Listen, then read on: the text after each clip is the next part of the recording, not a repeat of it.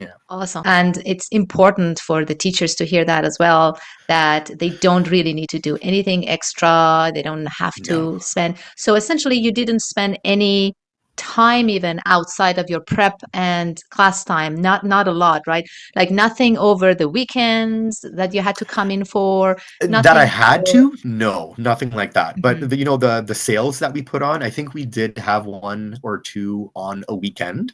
Um, Right. but it wasn't like we had to. It was just something I wanted to do because I thought maybe we would generate more revenue if people, weren't working, and they'd have more time to come to the school. So that was more of a like a business decision on our part as a classroom.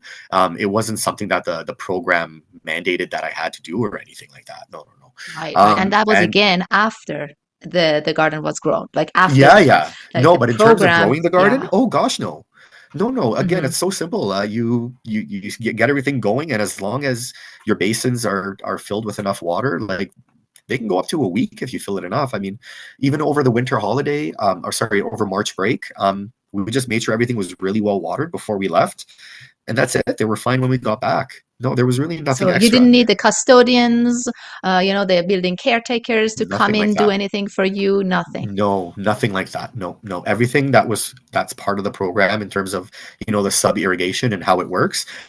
It's you set it and you forget it kind of thing. Like just make sure there's enough water in it, and that's all. You make sure the blinds are open so they're getting sun, and that's it. And that's it. The only issue we had with the custodians was that they were closing the blinds, but then I put little stickies up on the windows and be like, "Do not close the blinds," and then we were fine. Right.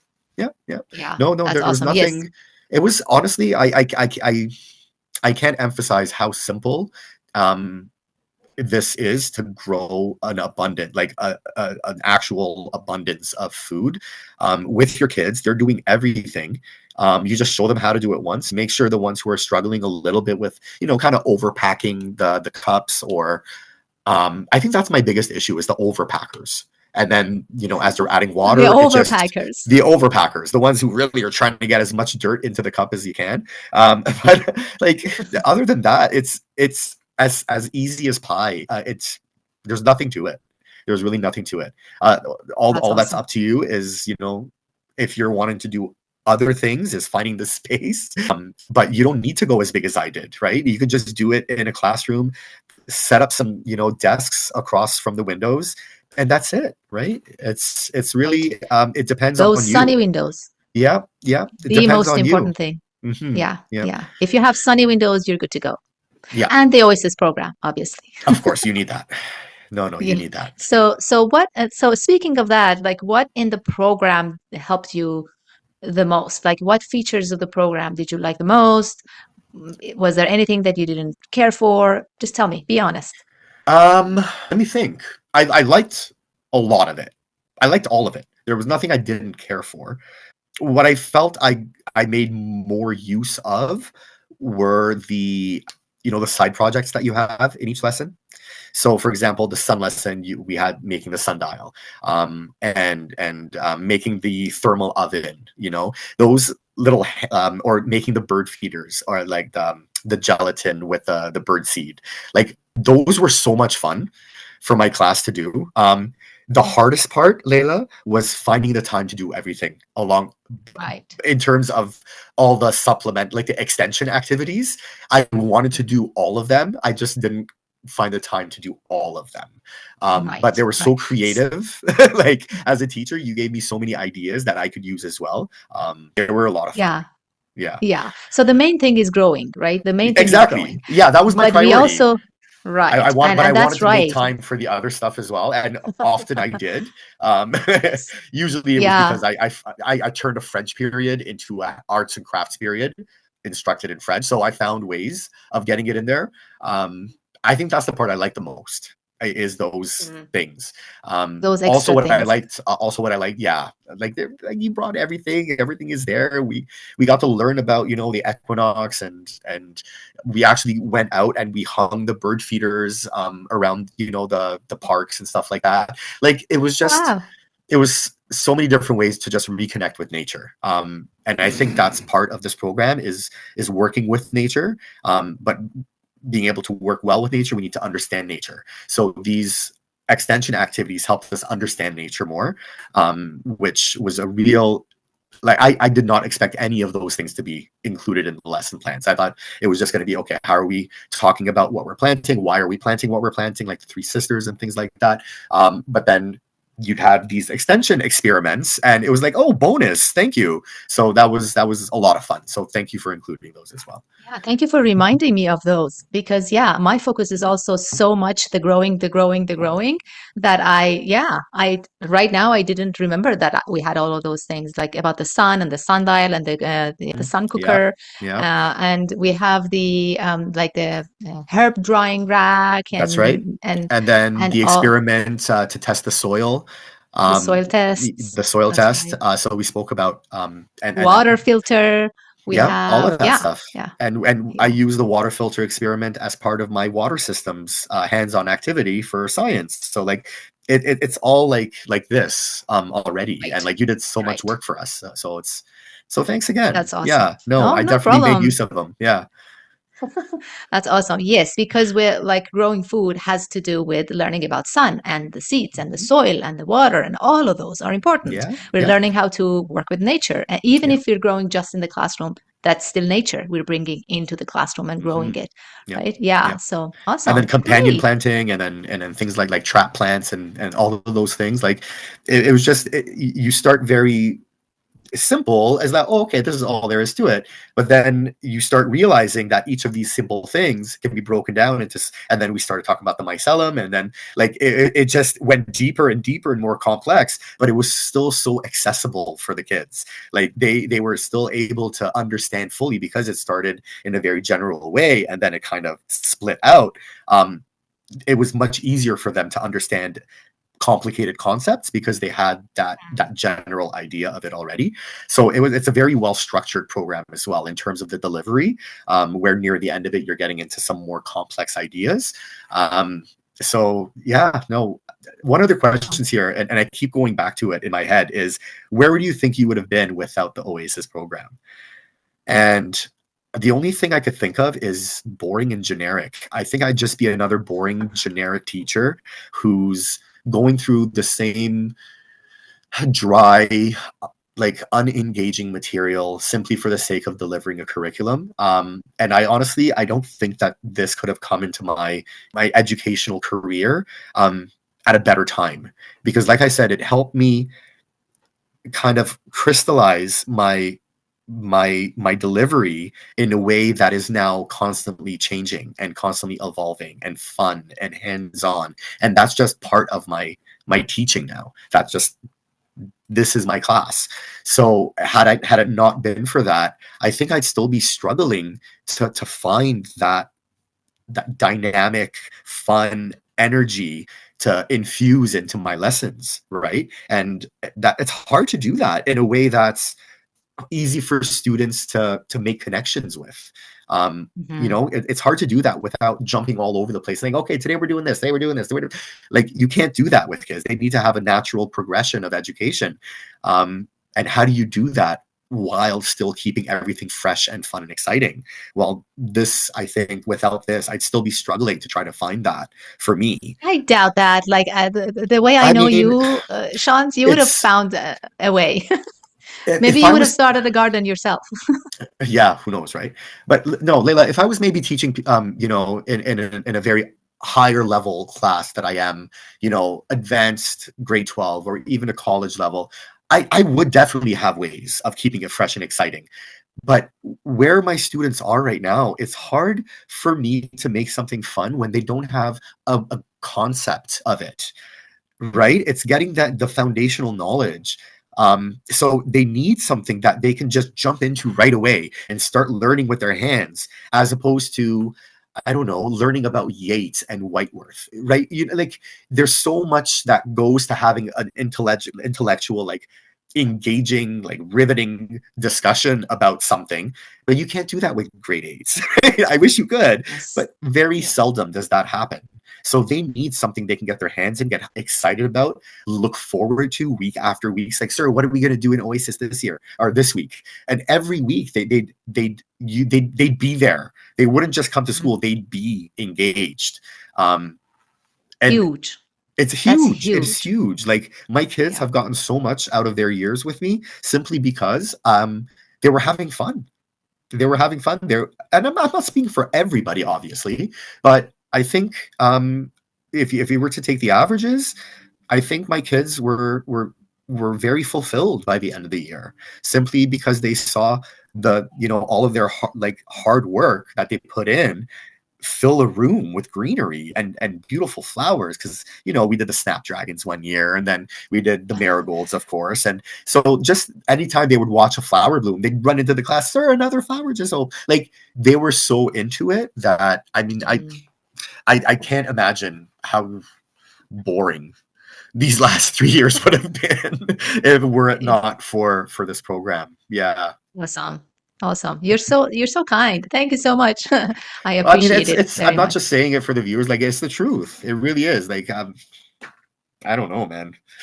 I try to find fun activities, but it's difficult to keep things fun while doing the same strain, or loosely following the same kind of principles, over and over and over. That's the repetition, that's the learning. But then you're still doing different things every time, and you're able to spring to art and spring to math and spring to even geography and history and indigenous studies. And like there's so many different connections you can make. Simply, everybody in the world gardens, like everybody eats food, right? So we're able to really discuss many different perspectives, all centered around what we put into our bodies. How do we nourish ourselves? How do we feed our communities? Things like that. Yeah, big Yeah, yeah, questions. yeah. They're good. Big questions. Yeah, Yeah. awesome. That's great. So you talked a lot about how beneficial it was for your students, and for you as a teacher. How about for you as a person? Like, how did you like it? Because I remember sometimes you would tell me, "I just go to my nursery just for me." Right? Oh my goodness. Oh, okay. So I did not realize how much of a gardener I am deep inside of me until I really started this program. I thought, yeah, I'm pretty handy around a garden. I know, but no, I had no idea. So, and everybody who came into that nursery, I want to call it, they'd just be blown away. Like it was filled with green. And they're like, Shant, you did this? I'm like, no, my students did this. I just taught them how to do it. And they would just be blown away. So often, I usually drive my husband to the subway twice a week. So I'm usually at school very early, like 7 o'clock early sometimes. So I have 2 hours to kill. And what better way to de-stress, center yourself for the day, get your hands dirty, and just plant something new. So I'd go in and I would open up a new pack of seeds. And this is where the abundance came in from, by the way, because I kind of went crazy here. So I'm like, what am I doing today? All right, sure, sounds good. And next thing you know, I'd have another 36 cups of seeds ready to go. And then I'd look back and be like, should I have done that? But then it's done, right?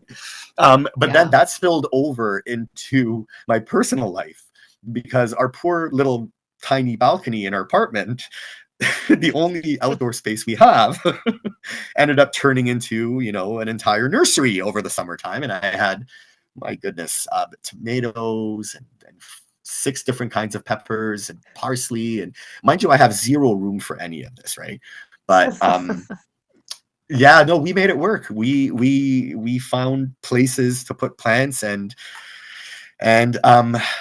just last year, I went crazy with the hot peppers. I think we planted 6 different varieties of hot peppers, and we probably harvested about 600 hot peppers throughout the summer. Each plant gave us a good 100 peppers, like Wow. twice. So they gave us like 50 or so, and then it came up again, another 50 or so. And so we made so much hot sauce. And so now making hot sauce is a hobby of mine. So I now know ways of cooking hot sauce, of fermenting hot sauce, of making raw hot sauce. So now, Oh, do you like hot sauce? Can I get you some hot sauce? That'll be my Christmas present for you. my husband would love them. Yeah? Yeah. Perfect, perfect, Me, not so perfect. much, but my husband's just, yeah. And in Excellent. the family, there are people who would love would love that. Okay, so let me know when we Yeah. can meet up before the holidays, and I will definitely pass along a variety of hot sauces, because I didn't just make one. There's- Awesome, awesome. yeah, That's no, great. it's affected me immensely. Like you'd see, I'd be so proud of my little garden. I'd be sending you like 25 pictures. Like, look at Right. this, look And at I love this, look at them. this. Yeah, I use them. I Yeah, send them to people. I put them in my material. it's Let a lot of everybody know fun. how it It's can a lot of be. fun. Yeah, I'm now part Yeah. of like these groups on Facebook that are all to do with gardening around the world. And yeah, no, it's turned into definitely a hobby. Like and I love it. I love it so much. I'm looking forward to every, spring to come around so that I can try something new for the year. Um so I'm immensely grateful to this exposure that, ignited the spark that I had inside of me someplace. Awesome. That's great to hear. And that's what I want to hear, right? Because gardens are amazing in, changing people's lives in so many ways. Yeah. And it's not just about learning how to grow food. It's just like your community and yeah, food is always, everybody eats as you said, right? Yeah. So Yeah. everybody has a connection with food. Yeah. And yeah, it's But speaking of beautiful. connection, it just dawned on me. It's an amazing way to connect with your students as well when you're trying to build relationships with your students, especially the Mm. ones who seem a little bit detached or absent-minded when they come to school. There's no better way than just digging your hands in a pile of dirt with a bunch of kids, getting dirty, getting silly, having fun. It breaks the ice, it eases tension, and it really does build that relationship that is crucial when we're dealing with kids, because once they're on your side, they're ready to learn. And but if they have that oppositional mentality that against based on whatever experiences they may have come into your classroom with, there's nothing better than just saying, here's a bunch of dirt, put your hands in it, and they look at you like, is this okay? Because oftentimes kids are told, no, don't get dirty, no, do it, get dirty, get the floor dirt, it's okay, we'll clean it up, like it's part of the process. So Yeah, and the just having that, worms, there were worms too, right? that's it, right? Just having that ease with kids sometimes, where everything doesn't have to be, you know neat and prim and tidy. And no, gardening is a dirty process. You're going to get dirty. Your clothes might get dirty. The floor's going to get dirty. You'll get dirt in your hair. It's part of it, right? You're spraying the plants. You're going to get some spray on somebody else. It's part of it, right? And it's being able to give a kid license to be a kid in the classroom Mm. is huge in terms of, making them know that you're there for them. You want to see them happy and successful and engaged. And this is a great way to build that kind of relationship, Absolutely, that classroom absolutely community beautiful. as well. Yeah. And the classroom Yeah. community thing as well, because we really did get to the point where it was no longer an individual's effort. It became more of a collective product made up by the collective. So kids would no longer be wondering which seed was theirs that they planted. You know what I mean? It was more like they'd walk into the room and they'd be like, we did this. It wasn't like I did Right. that one. Right. And that when we got to that point, then we were able to be like, okay, we're fundraising, we're making money for graduation, we're making money for field trips, we're gonna donate, we're gonna make flyers, we're gonna go door to door. Like once we got to that point where they were proud of what they did as a group, now the rest of the group projects became so much easier to do because everybody was Mm, in it at that point. Um, right, which it was right. amazing to see. Yeah, just the transformation from that individual to like they'd walk in and be like, guys, we did that. And it was just mind blowing to see that as a teacher. Wow. Yeah, it was really cool. That is very beautiful. Yeah. That's deep. That's something every teacher would want to see, right? In their kids. That's what it comes down They to. are I a mean, team. They feel like they're a team. They're part of a team and they can do anything together. that classroom community is crucial. You have to have that. That's lesson number one in any teacher's curriculum. First 2, 3, 4, 5 weeks of school, you're building that community so that kids feel comfortable to make mistakes and take risks and try new things without worrying about what other people are going to be thinking of their efforts, right? And that's, I mean, I teach grade 8, so or 12, 13. But that's the biggest thing in their minds, right? Is the ego, is how am I going to be perceived by my peers? But when everybody is having fun and getting dirty and right, it just becomes like, okay, we're now like a family. So Right. people take risks and people, try new things. And that's what any teacher ever wants to strive for. So yeah, we talked about everything, I think, but is there anything that you would want to say at the end of so that we can wrap this up? If you're somebody who, and I speak not to you, Layla, but to the listeners out there, if you're looking for a way to inject some life into your regular programming, don't be intimidated by this program simply based on the results that you're seeing. Because when you see results like that, it usually implies a ton of work went into those kind of results. So don't be intimidated when you're seeing the success stories and seeing the abundance that's been created, because I kid you not, it's not that much work. And if anything, it's going to help you fill in the gaps in your programming where you were wondering what to do. There's an immense number of ways that you can not just supplement your current programming, but replace your current programming. It's so versatile in that way that it I don't know how to say this in a way that is not long-winded, but ever since I started this program, I've found teaching to be easier because I have less planning to do. And the things that I'm teaching might take multiple periods, but I'm teaching multiple different lessons in that period, right? Awesome. Assessment can come after. We can always do, performance activities as assessments as well. Using this as my STEM strand all in itself is worth its weight in gold. For me, because I was always intimidated by STEM. You can just swap out those other, let's face it, tedious, repetitive, kind of outdated things that just keep happening in classrooms every year, and just swap them out with things that are fresh, that are going to keep your kids engaged, that are going to keep them looking forward to the next lesson, and that are at the end of the day going to make your life so much easier as a teacher.